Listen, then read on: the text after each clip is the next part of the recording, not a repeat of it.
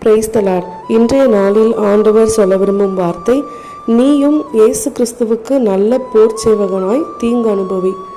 2 தீமோத்தேயு 2:3. அன்பான தேவனுடைய பிள்ளைகளே, ஆண்டவருடைய வார்த்தைகளை கேட்டு அதன்படி நடக்கிறதுனால நம்ம யாராவது ஏளனமாய் பேசி கிண்டல் பண்ணுறாங்களா, அதை குறித்து கவலைப்படாதீங்க.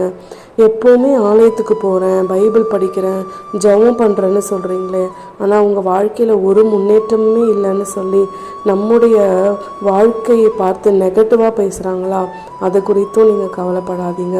ஆண்டவருடைய நாமத்தின் நிமித்தம் அவருக்கு நாம் உண்மையாய் வாழ்கிறதுனால நமக்கு ஒரு தீமை வருது, நம்ம தீங்கு அனுபவிக்கிறோம் அப்படின்னா அது நல்லதுன்னு சொல்லி இன்றைய நாளில், ஆண்டவரே உமக்காக தான் நான் எல்லாவற்றையும் பொறுத்து கொண்டு இருக்கிறேன், நீங்கள் எனக்காய் வைத்திருக்கிற அந்த மகிமையின் கிரீடத்தை பெற்றுக்கொள்வதற்கு என்ன கஷ்டங்கள் வந்தாலும் அதை நான் தாங்க தயாராக இருக்கேன்னு சொல்லி விசுவாசத்தோடு சொல்லி பாருங்களேன்.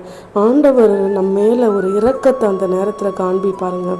எவ்வளோ கஷ்டம் வந்தாலும் என் குழந்தை என்னை விட்டு கொடுக்கலையே, நிச்சயமாக அவனுக்குரிய ஒரு மேன்மையை நான் தருவேன்னு சொல்லி வருகிற நாட்களில் ஆண்டவர் நம்மை உயர்த்தி ஆசீர்வதித்து அழகு பார்க்க போகிறார்.